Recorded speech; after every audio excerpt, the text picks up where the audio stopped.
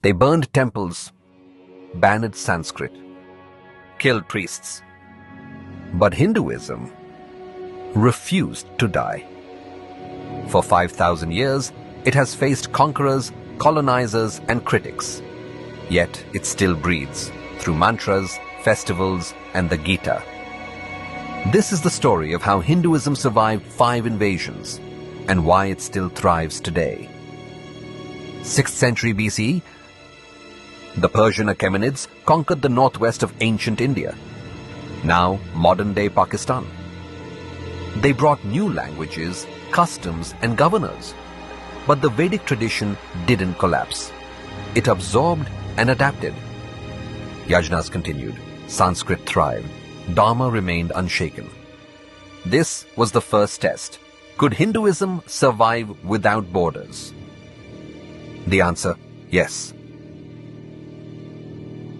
Alexander the Great crossed the Indus. His armies met fierce resistance and deep thinkers. Greek philosophers were stunned by Indian sages, the gymnosophists. They didn't destroy temples, they debated ideas. And when the Greeks left, Indian thought influenced them more than they influenced India. The Upanishads outlasted Aristotle in this land. From the 8th to the 18th century, wave after wave of Islamic invaders entered India. Ghazni, Ghori, the Tughlaqs, the Mughals. Thousands of temples were destroyed, icons smashed, Sanskrit scholars killed or silenced. Sanskrit schools vanished, gurukuls turned to ashes.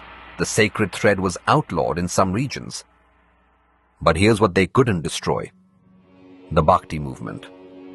While kings fought, saints like Mirabai, Tulsidas, and Kabir took Hinduism to the streets in local languages through poems and songs. Ram Nam Satyahai became the people's chant, not just a priest's verse. They tried to silence Sanskrit, but they awakened devotion in the people's tongue. Then came the British. They didn't destroy temples with swords. They used schools.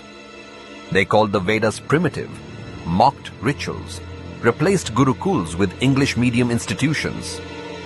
But Hinduism evolved again. Swami Vivekananda stood in Chicago and shook the West.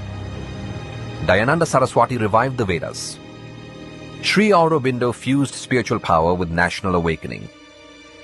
They tried to rewrite our past, but India rewrote its future. Even after independence, Hinduism faced a silent invasion, modern mockery.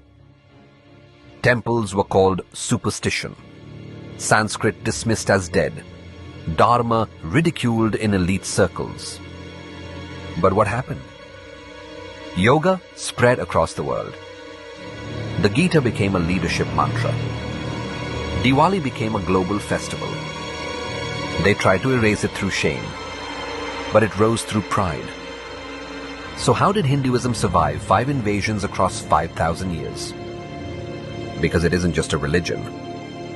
It's a living civilization. Like a banyan tree, cut its branches and it grows new roots. It bends but never breaks.